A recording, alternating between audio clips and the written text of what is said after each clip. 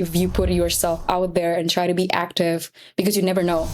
I'm so grateful that I met him, that he was like, oh, you should try this. And then Hi, everyone, and welcome to another episode of CFI's Spin Pod. Today, we're doing a member spotlight. One of my favorites is we get to know members of our own community, and I'm so excited to have Ayesha Zain here on our podcast. So welcome, Ayesha. Thank you. Very happy to be here. And Ayesha joins us all the way from Amsterdam, right? From Rotterdam. From Rotterdam. From Rotterdam, the Netherlands, indeed.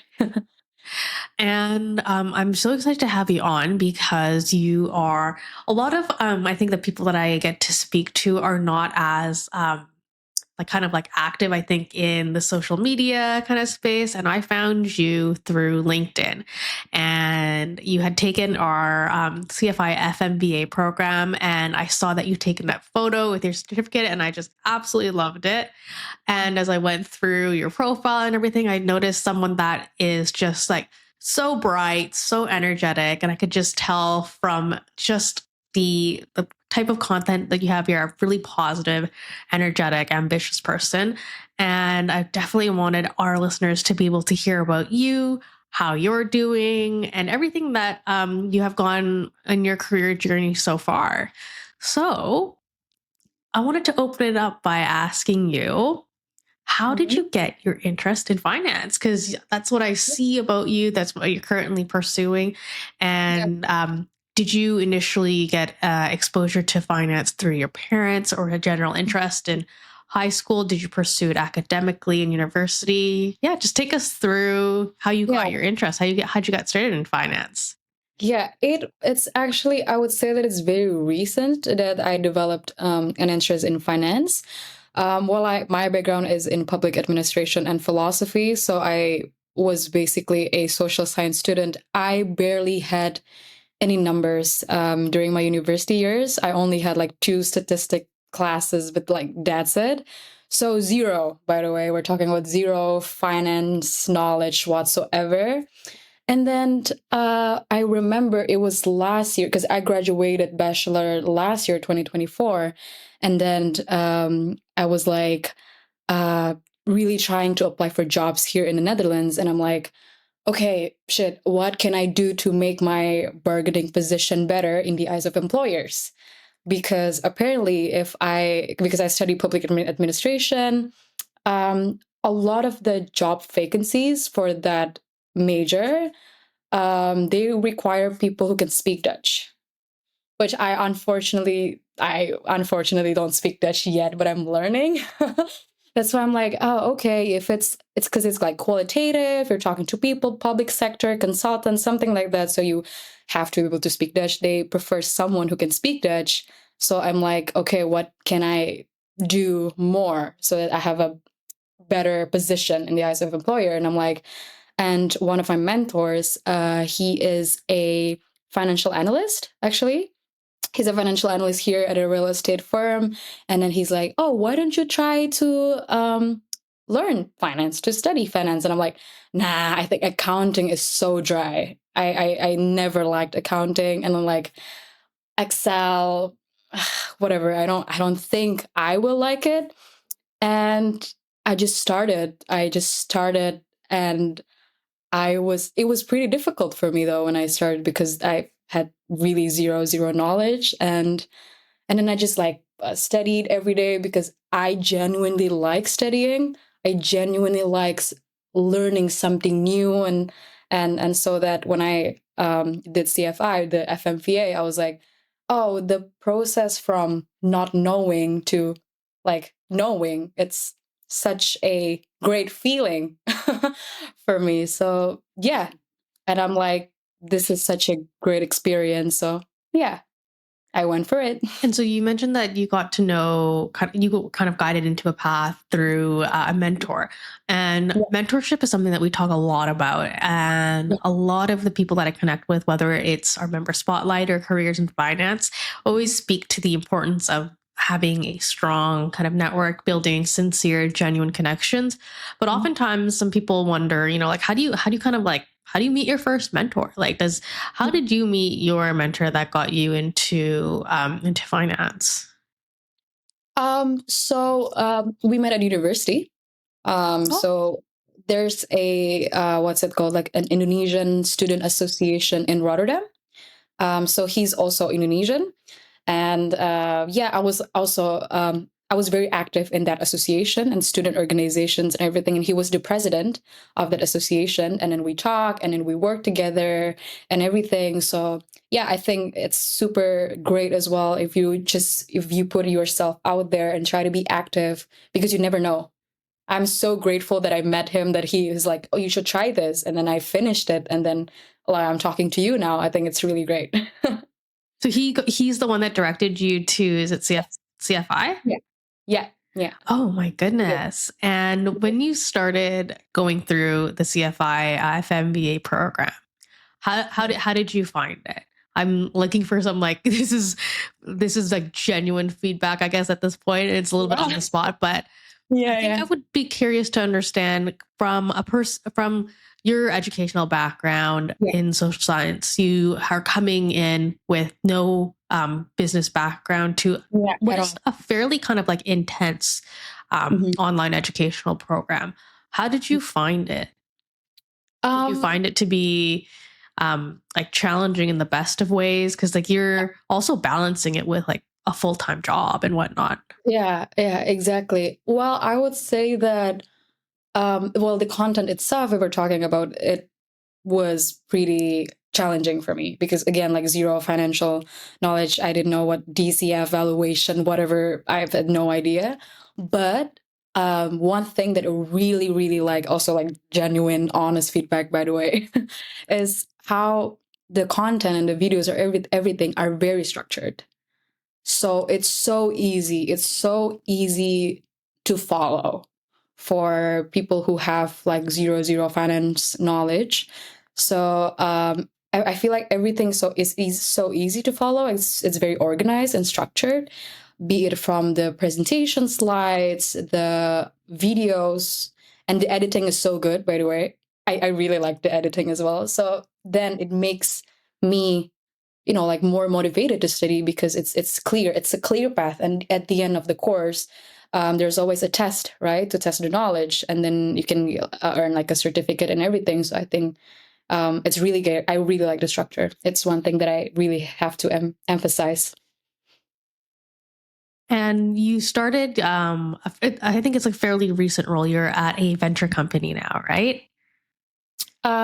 It's, yes, true, at a venture capital. Yeah. So tell us about how you got there, because that's for a lot of learners. They want to either get into VCs, or they like that is kind of like what they're targeting currently or aspiring to be. And it's not as if, there's like 1,000 jobs out there for everyone interested in VC. So I would love for you to kind of share with us how you got that role and how you're finding it today. Yeah. Yeah. So I'm currently a deal flow and investment a fellow at a venture capital in Amsterdam. It's called AC Ventures, and we're a sector agnostic VC. And how I got it, I was like, because I'm in investment. So I was, before I got into that VC, I'm like, okay, you're gonna be dealing with a lot of financial modeling and everything. And at the time, when I had an interview with them, I was like halfway through my FMVA certification. But it's also something that I mentioned to them. Like I just said that, hey, my background is perhaps not like a traditional background that most people in VC have, because perhaps some of them, they do business or economics or something like that. But I studied public administration. I studied philosophy, Plato, and everything. So, but that's what I said to them. Like, but I'm like currently trying to learn finance. I'm like trying to deepen my finance knowledge, and I'm like doing it. And well, they appreciated the effort, and they're like, oh yeah, yeah, no worries, it's fine, So it's a really great point, I would say, that I'm taking that, because not that I am doing a lot of financial knowledge now, like I'm not doing like a lot of it or anything, but it just shows to them that I'm willing to take like an extra effort, so to say, to do better in the role. So yeah, And it's how a did nation. you apply for the role? Because I find that a lot of people that aspire to either like, break into Yeah, finance or kind of pivot from what they are in currently find it very difficult to actually just get the interview to yeah, begin yeah, with. Where did you go through like an application process? Were you able to kind of network and leverage that? yeah, yeah. I think when it comes to VC specifically, it's a pretty small network, I would say. So you, again, I think networking skill is important because your network is your net worth. In my So yeah, I think network with a lot of people. I think I was already connected with a few people from the firm itself before. But yeah, I think also here in Amsterdam, in the Netherlands, there's a really cool organization called Female X Finance, which I'm also a part of currently. And what they're doing is basically connecting young people, like women, to the financial sector.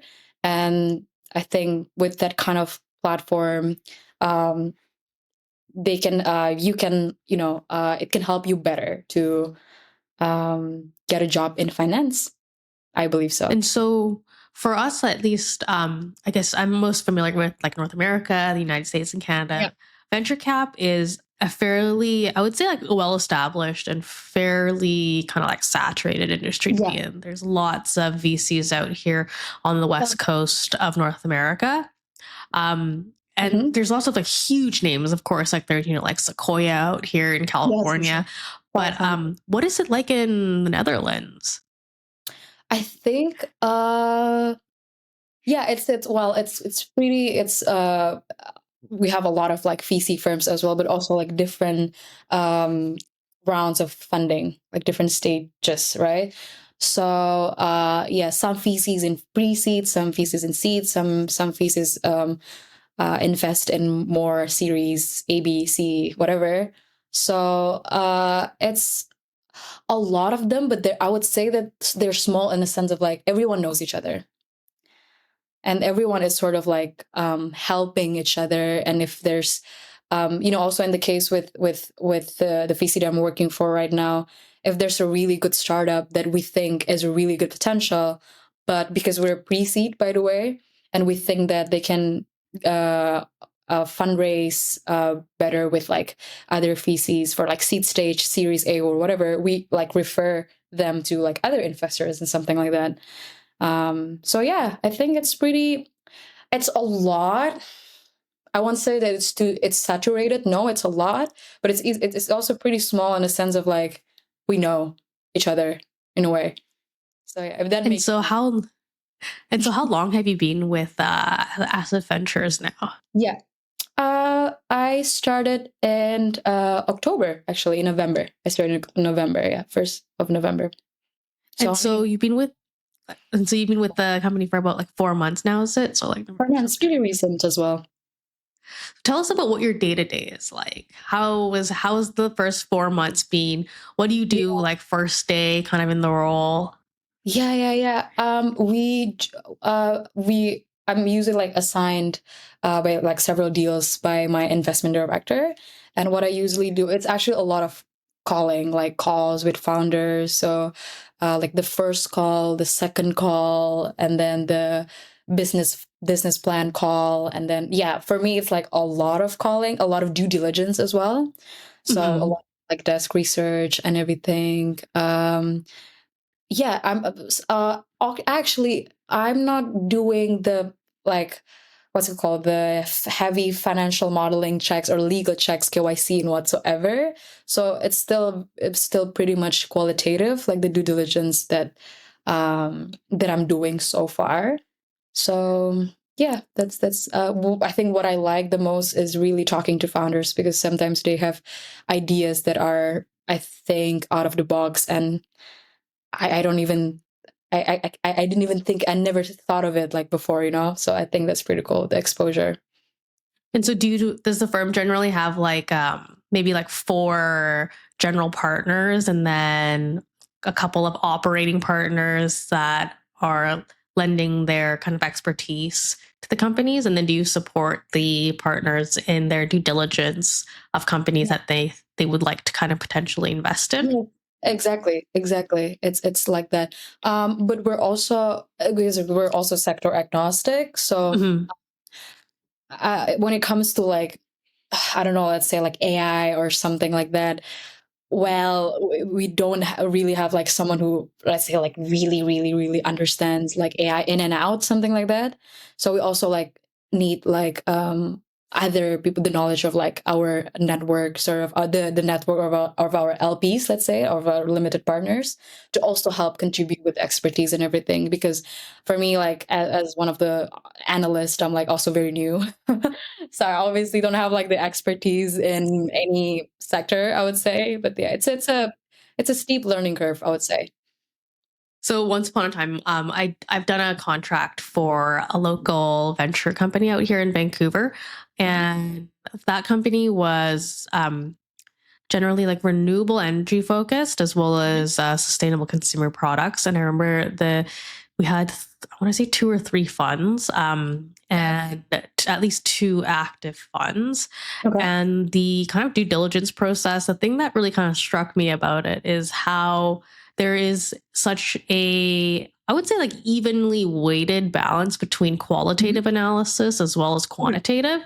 Mhm. The quantitative, I found that at a venture company, so being on the investor side, and we were not pre-seed, we were more looking at companies that had kind of ARR of like Mhm. $5 million a year Okay. minimum, That's fairly huge. well Yeah. established. Mhm. But the big thing was we do an enormous amount of due diligence on the management team. Yeah. And when it comes to looking at their operating performance, we look for companies that already kind of have a solid financial record. And Yeah. so we do a lot of kind of auditing of their Oh, financial yeah. models. And Mhm. so with the FMBA, what I found was that as we have built that, that's our flagship product at CFI, you learn a lot of building kind of from the ground up. Yeah. But such an important skill that I find is that over the years, learning to audit other Mhm. people's models is such a huge skill. Have you found that as is that becoming a part of your work so far? Mhm. You, I mean, I understand you've been in the role for 4 months, but Yeah. that's probably going to be something that you're going to be heavily relied on for. Do you find Mhm. yourself kind of excited for the challenge, a little bit Yeah. nervous? Yes. I well, haven't done it yet, actually, like in practice. But am I excited? Yes. Like I really want to try like in real life. Okay, like I learned a lot about like financial modeling and FMVA, the certification and everything. And I'm like, how do we actually do it in real life? It's something that I've never done before, and let's put it into practice, right? The knowledge that I have. So, and also what I really like about the certification itself is that I think a lot of cases that are being used as examples are not real life cases, but like close to real life, you know? So it's like, it's nice, it's applicable, I would say, because I feel like in university, a lot of examples that our professors use are very not ideal. Let's say it's like very uh what's it called, the it's just not ideal in real life. It's not going to be like that, you know. I cannot Mhm. say an example, but if you get what I mean. So Yeah, I it's think like when you do like, let's say like some sort of math example where when they're going to exactly, say, "Oh, let's use round numbers, whole numbers," like that kind of thing, where it's like everything always, is idealized, and so you don't have like exactly, the complexity that comes with looking at like a real deal. So more like exactly. case based examples are a lot more helpful because Yeah, they take real life into exactly. context. Yeah, and then so that you won't be as surprised, I guess, when you like really see that in real life. So that's very good. And so, one thing that I want to bring up, and hopefully you're okay with me bringing this up, is that Hmm. you have, I think I love the fact that you have a social presence. So, you've created like YouTube videos, you put yourself out there, which I think is like the ultimate example of like kind of networking in modern day. So, for example, like 4 or 5 years ago, Zoom meetings was like not a thing, and they Yeah. only became very much part of everyday business, like business as usual. post coronavirus. Before then, it'd be like, hey, like let's meet up, let's talk about something, whether if it was for networking purposes or part of work. If you ask someone to join like a video meeting, it was like kind of weird. Whereas Yeah. now it's like very, very like mainstream to be able to have a conversation like this, Yeah. or if someone is just busy, just to be able to log in to Google Meet, Microsoft Teams, Yeah. Zoom. It's just much more a part of the regular day process. Mhm. But that said, now like networking kind of goes beyond meeting the people that you can just via video or in person. And you've kind of established your way of kind of like networking by putting yourself out there on YouTube and like social media. Um, and because you share yourself in that way, I'm so curious, like what do you have in your plans kind of for the next year, like next 3 years? You seem like a really ambitious go-getter and planner. And I'd love for you to share with everyone that's listening at CFI what your plans are for the next kind of 3 years of your career. Yeah, that's so interesting. No, indeed. So I would actually really like to pursue a master's degree in the US, actually. So where I really like Europe and I really like living here, but I just want to try like something else. That's a really good education school, and I really want to do masters in education. Also because I have a nonprofit organization as well. It's called Gorastanai, by the way. Shout out. Yeah, but also like masters hopefully soon next year.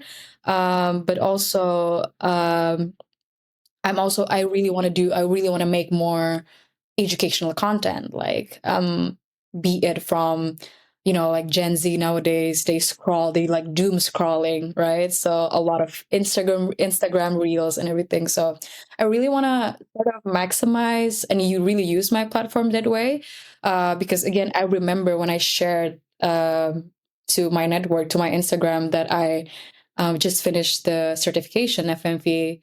Literally, my DMs were full. By the way, I'm not Including me. I'm not gonna lie. Like I have like the screenshot and everything, and everyone was like, "Hey, can I have your notes and everything?" I don't have a finance background whatsoever, but I really want to break into finance. I really want to try CFI and everything.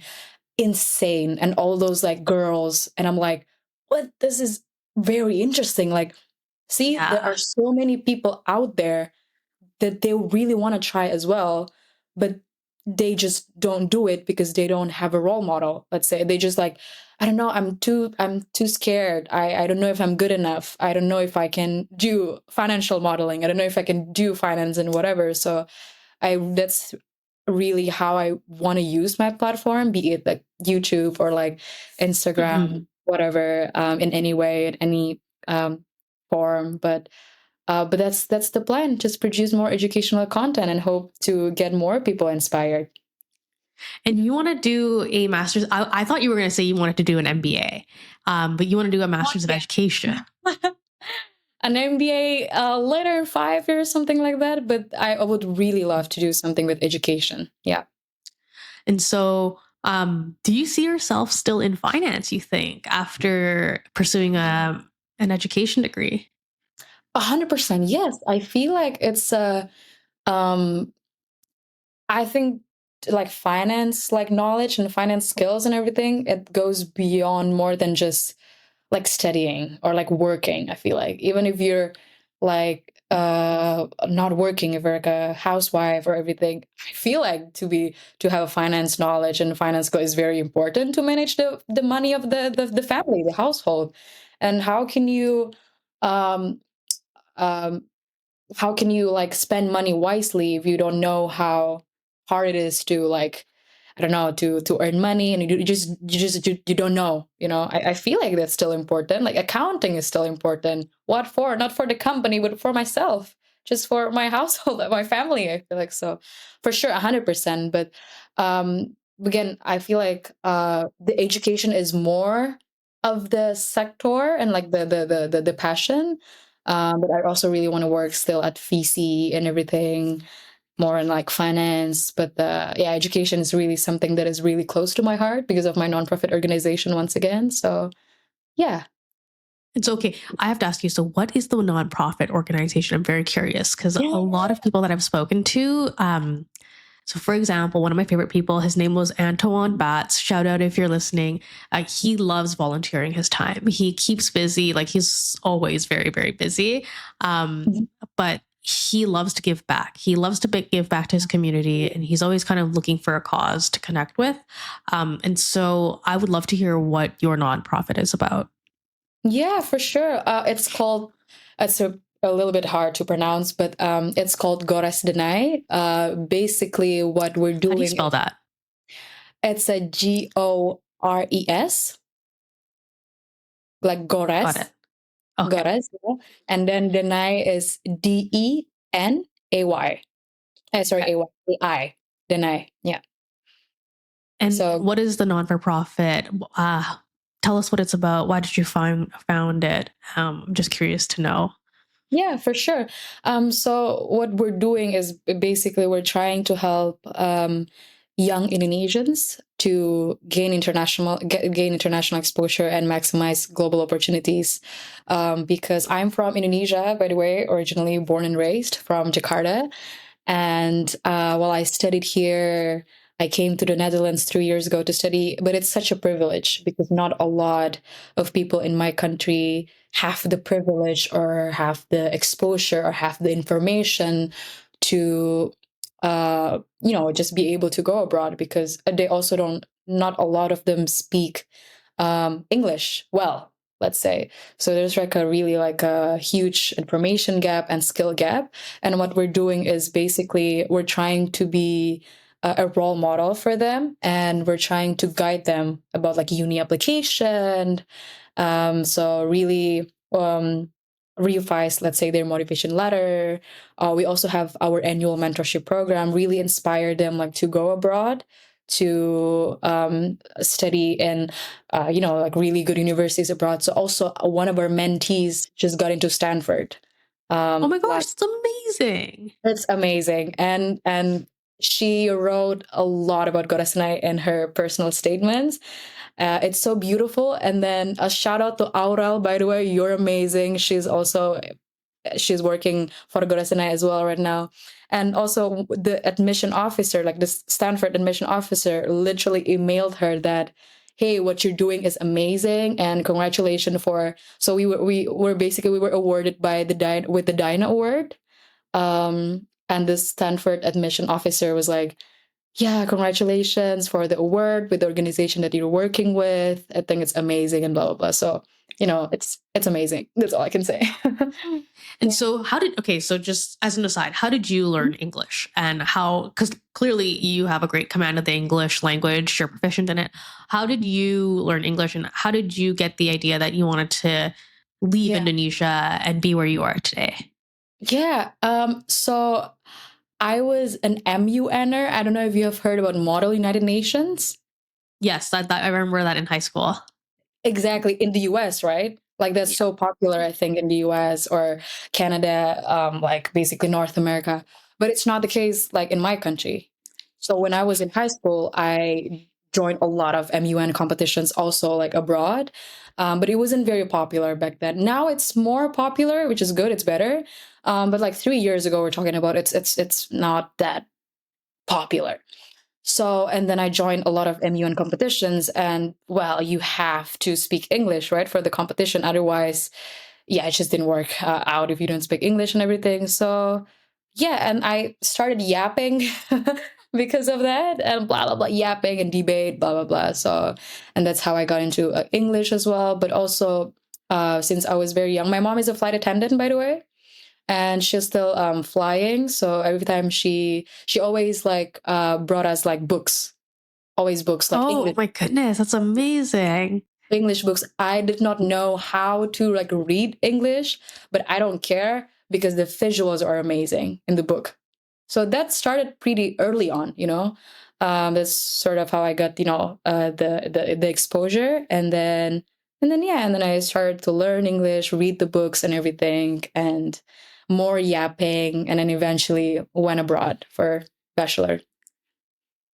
Okay, so I'm so glad that we got to explain about what your nonprofit is about, because we have a lot of CFI learners that, like, we have a very global user base, but Mhm. we've never been able to kind of target it so directly to especially our younger audience, to say that, if you want to kind of venture out to a big metropolitan city, if you want to understand how to get there, a lot of, I think, our listeners will listen and see our podcast and say, I want to be where Aisha is in a couple of years, or like the job that she has now, the place that she is in today. Like, that is my goal. And to be able to share a concrete way that they might be able to go there is, like, for example, Goddess and I, that's these organizations. I'm sure that there are similar ones out there. So if you're listening and your goal is to be like Aisha, where she is today, reach out to her non-for-profit. We'll link it in the description of our podcast. And I think it's just such a great example of, especially a young person, to not just be kind of like networking for yourself and to, further your career, but also to kind of like take everyone with you kind of through that journey. The way that you network, I think, is like very interesting, in that it's not just straightforward, like, I'm going to meet more people to further my career, but more of like, I'm putting myself out there and letting people find me, and also allow people to kind of develop and grow with me. Um, I haven't met anyone that has had a not for profit and to be so education focused. And so I think that's really wonderful. And I really wanted to kind of spotlight that. That's so sweet. And yeah, I think that's amazing. That's all I can say. So I'm super happy for your mentee that's been able to go to this wonderful school. Stanford is a wonderful school, and she's going to have right? She, yeah. Yeah. So she's going to have an amazing, amazing network when she I gets know out she there. would. It's a Exactly. great school. And from there, she's going to have so many opportunities that, Yeah. like, that are going to be so difficult to come by, because, the admissions rates are very, very low there. Oh, Um, insane. Yeah. but yeah, that's an amazing accomplishment that you have there. Um, I personally can't think of a better note to close the podcast out on, but I would love for you to, if you have any final kind of like anecdotal things that you want to drop for our audience, especially ones that are listening and saying, like, I want to be Aisha in the next like X years, like, that's my goal. What would you say? Yeah. I would say that sometimes a lot of people are just too scared to start. And all I can say is just do it. Really, just do it. Sometimes you think too much, just do it. Um, and yeah, the rest will follow. The rest would be, I'm not going to say that it's going to be easy, it's going to be tough, but you need to have the grit. But yeah, just start and be have a really like full confidence on yourself. And when I first started everything in the beginning, I also didn't know anything, and it just we just also figured out along the way. So just do it. I love that message. So yeah, if I'm going to wrap it up, I'm going to say, if you are looking to start something, if you want to start to pursue your dreams, whatever that might be, put yourself out there. Don't be afraid. There's always going to be a first step, and embrace the cringy moments, right? Like, when you Exactly. start something, there's always going to be a bit of cringe, but embrace those moments. And yeah, that's been it for our podcast today from Member Spotlight. I hope to see you all again, see and hear you all in our next podcast. But for now, thank you for joining us on this episode, and we will see you all next time. Thanks for joining us today. We hope you enjoyed the conversation. FinPod is brought to you by Corporate Finance Institute, the #1 rated online provider of finance and banking training, certifications, and productivity tools.